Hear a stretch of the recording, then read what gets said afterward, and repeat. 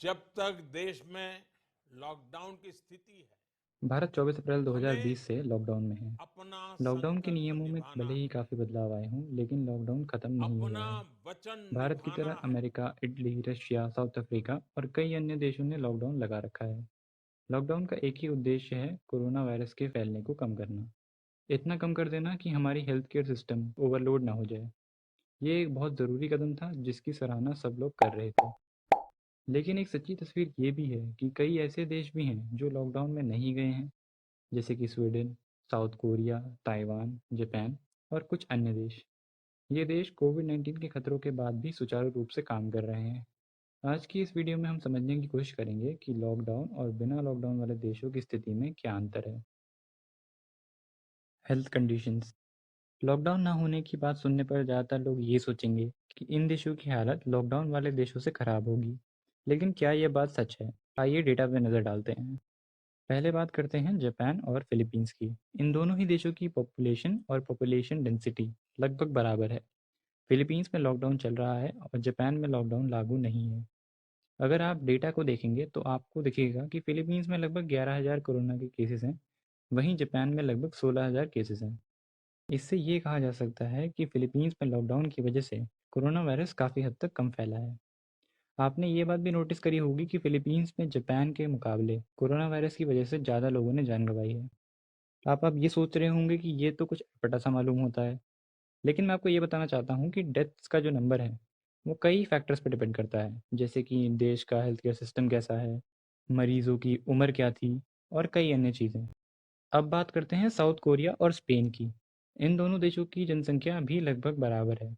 Spain पूरी तरह से लॉकडाउन है, वहीं साउथ कोरिया में लॉकडाउन नहीं है। डेटा पे एक नज़र डालते ही हम देख सकते हैं कि साउथ कोरिया और स्पेन की हालत में ज़मीन आसमान का अंतर है, जिसे किसी चमत्कार से कम कहना गलत होगा।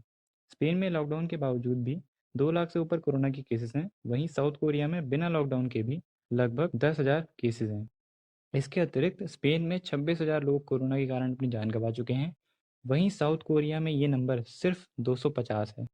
ये डेटा दिमाग घुमा देने वाला है। इसको समझने के लिए हमें ये समझना ज़रूरी है कि कोरोना का फैलना रोका कैसे जाता है। इसके 3 फैक्टर्स हैं। सोशल डिस्टेंसिंग, जिसमें आप सोचेंगे कि लॉकडाउन वाले देश ज़्यादा आगे होंगे, लेकिन ऐसा कुछ नहीं है। साउथ कोरिया के लोग खुद अपने आप सोशल डिस्टेंसिंग कर रहे हैं, मास्क पहन रहे हैं और गवर्नमेंट ने भी इसके लिए कई कड़े कानून बनाए हैं। टेस्टिंग। टेस्टिंग के मामले में साउथ कोरिया ने दुनिया को एक उदाहरण दिया है। आप इस डेटा को देखिए। ये रनिंग बार चार्ट देश की टेस्टिंग को दिखाता है। अगर आप गौर करेंगे तो आप देखेंगे कि 12 मई 2020 को यूएस ने 90 लाख टेस्ट कर लिए थे, जो उसकी पॉपुलेशन का 2.8% है।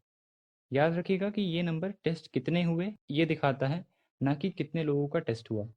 वहीं साउथ कोरिया ने 6 लाख टेस्ट किए हैं, जो उसकी पॉपुलेशन का 1.3% है, जो कि यूएस से कम है, लेकिन फिर भी साउथ कोरिया के कंफर्म्ड केसेस यूएस से काफ़ी कम है।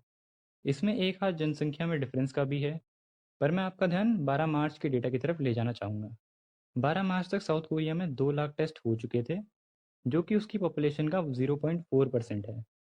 वहीं यूएस में केवल 17,000 टेस्ट हुए थे, जो कि उसकी पॉपुलेशन का 0.005% है।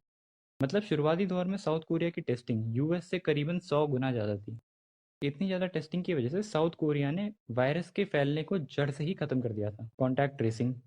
कॉन्टैक्ट ट्रेसिंग का मतलब होता है कि जब कोई व्यक्ति कोरोना पॉजिटिव निकले, तो पिछले कुछ दिनों में वह किन किन लोगों से मिला है इसकी जानकारी निकालना और उन लोगों को क्वारंटीन कर देना। साउथ कोरिया ने इस महामारी की शुरुआत से ही एक बड़े स्तर की कॉन्टैक्ट ट्रेसिंग जारी रखी है, जिसकी बराबरी कोई और देश नहीं कर सकता। साउथ कोरिया ने स्मार्टफोन ऐप्स का प्रयोग किया है जो ब्लूटूथ और वाईफाई का इस्तेमाल करती हैं। इसके अलावा उन्होंने सीसीटीवी फुटेज का भी इस्तेमाल किया है। कोई भी ऐसा जरिया जिससे वह कॉन्टैक्ट ट्रेसिंग कर सकें, उन्होंने वह नहीं छोड़ा है। अब हम बात करते हैं लोगों की डेली लाइफ्स की। लॉकडाउन वाले सारे देशों में किसी न किसी तरीके से लॉकडाउन के आम आदमी के दिनचर्या पे पाबंदियां लगाई हुई हैं। चाहे वो ट्रैवल हो, चाहे वो रेस्टोरेंट्स पे जाना हो, चाहे या फिर वो सोशल गैदरिंग हो। नो लॉकडाउन वाले देशों में हाल बिल्कुल सेम है। उदाहरण के लिए आप जापान का केस ले सकते हैं। 7 अप्रैल को जापान के प्राइम मिनिस्टर शिंजो अबे ने कुछ गाइडलाइंस का ऐलान किया था। उन्होंने लोगों को एक दूसरे से कांटेक्ट 80% तक कम करने को कहा था और कहा था कि नॉन एसेंशियल वर्कर्स को घर से काम करने के आदेश दिए जा रहे हैं। इसके अलावा उन्होंने कहा कि अगर किसी कंपनी के वर्कर्स घर से काम नहीं कर सकते तो उन्हें अलग-अलग शिफ्ट्स में डाला जाए। तो ये बात तो तय है कि चाहे लॉकडाउन हो या ना हो, जो रौनक हमें कोरोना के आने से पहले दिखती थी, वो हमें कम से कम इस साल तो नहीं दिखेगी।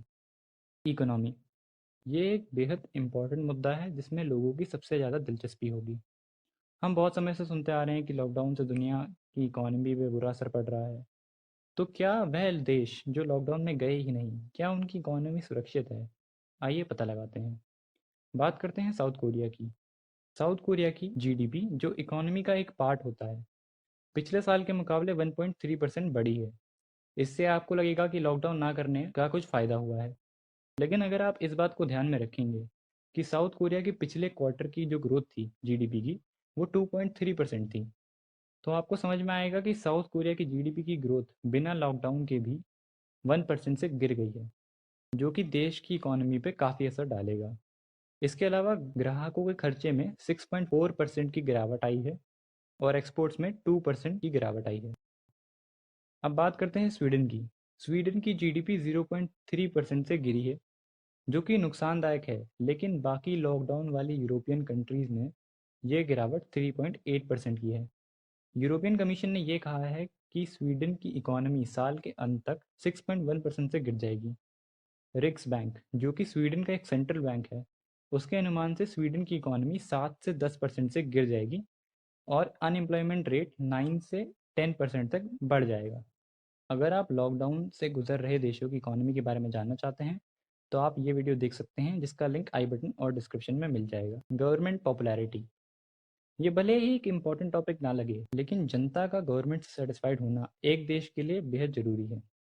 तो अगर आप बात करें ऐसे देशों की जहाँ लॉकडाउन नहीं है, जैसे कि साउथ कोरिया, तो एक हाथ पे तो लोग सोशल ट्रेसिंग में जो उनकी निजी ज़िंदगी में दखल दिया जा रहा है, उससे परेशान हैं। लेकिन ज़्यादातर लोगों का यही मानना है कि ये एक ज़रूरी कदम था और वह गवर्नमेंट को सपोर्ट करते हैं। ऐसा हाल स्वीडन और जापान का भी है। अगर बात करें लॉकडाउन वाले देशों की, तो वहाँ लोग डिवाइडेड हैं। फाइनेंशियली स्टेबल लोग तो गवर्नमेंट का बढ़ चढ़कर सपोर्ट कर रहे हैं, लेकिन ऐसे लोग जो फाइनेंशियली स्टेबल नहीं हैं, उन लोगों में गवर्नमेंट को लेके एक नाराज़गी है। चाहे वो इंडिया में बांद्रा के माइग्रेंट वर्कर्स हों या फिर टेक्सास अमेरिका के प्रोटेस्टर्स। गवर्नमेंट ऐसे लोगों के लिए रिलीफ फंड का ऐलान कर चुकी है, जिसका असर हमें बाद में देखने को मिलेगा। आज की इस वीडियो के लिए इतना ही। मिलते हैं अगली वीडियो में। अगर आपको वीडियो अच्छी लगी हो तो लाइक और सब्सक्राइब करते हुए जाइएगा और इस टॉपिक पे अपने विचार कमेंट सेक्शन पे ज़रूर शेयर करिएगा। धन्यवाद।